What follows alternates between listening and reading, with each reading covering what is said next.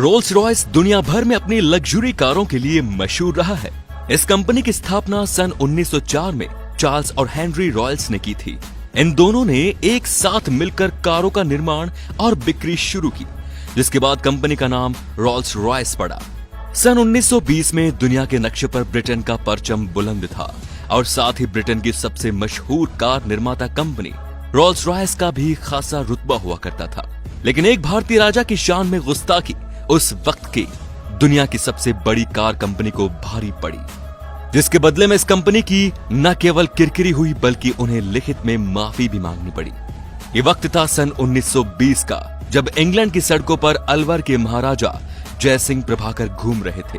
बदन पर अंग्रेजी लिबास था और रंगत भारतीय की। ऐसे ही घूमते हुए उनकी नजर रोल्स रॉयस के शोरूम पर पड़ी। उत्सुकतावश वो शोरूम में दाखिल हो गए और वहां पर मौजूद गाड़ियों के फीचर्स और कीमत के बारे में जानने के लिए सेल्समैन से बात करने लगे। साधारण वेशभूषा और एक भारतीय चेहरे को देखकर उस सेल्समैन ने राजा जयसिंह को ऊपर से नीचे तक देखा और उन्हें शोरूम से बाहर निकाल दिया।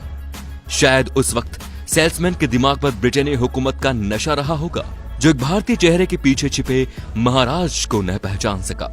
शोरूम से बाहर निकलने के बाद जयसिंह सीधे होटल पहुंचे और अपने नौकरों को कहा कि रोल्स रॉयस के शोरूम को तत्काल इस बात की सूचना दी जाए कि अलवर के महाराजा जयसिंह शोरूम पर आ रहे हैं। महाराजा के आगमन की खबर शोरूम तक पहुंचते ही वहां पर अफरा तफरी मच गई और तत्काल आओ भगत के लिए रेड कार्पेट बिछा दिया गया।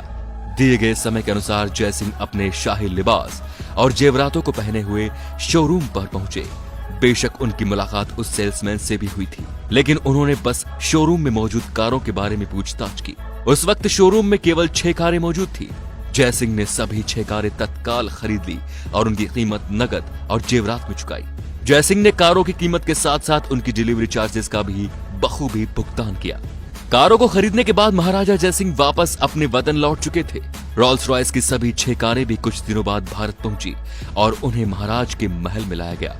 उस दौर में रोल्स रॉयस की कारें शाही शान की पहचान हुआ करती थी, लेकिन जयसिंह के जहन में अभी भी अपनी बेइज्जती का घाव ताजा था। उन्होंने उन सभी कारों को शहर का कचरा साफ करने के लिए म्युनिसिपैलिटीज के हवाले कर दिया और हर रोज ये कारें शहर का कचरा उठाने लगी। जब रोल्स रॉयस की कारों के आगे और पीछे झाड़ू बांधकर शहर की सड़कों पर उतारा गया तो यह खबर किसी जंगल में लगी आग की तरह फैल गई।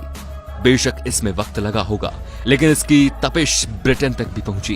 रोल्स रॉयस की कारें, जिनकी छवि उस वक्त की सबसे शाही कारों में से थी, उससे भारत में एक राजा शहर की सड़कें साफ करवा रहा था।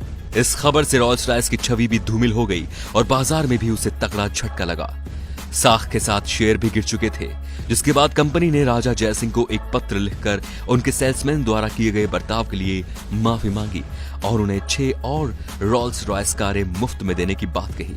राजा जयसिंह ने रोल्स रॉयस के माफीनामे को मान लिया और म्युनिसिपैलिटीज को आदेश दिया कि अब वो कारों से कचरा न उठाएं। इस तरह जयसिंह ने बड़े ही सूझबूझ से ब्रिटेन की सबसे बड़ी कार कंपनी रोल्स रॉयस का गुरूर तोड़ दिया।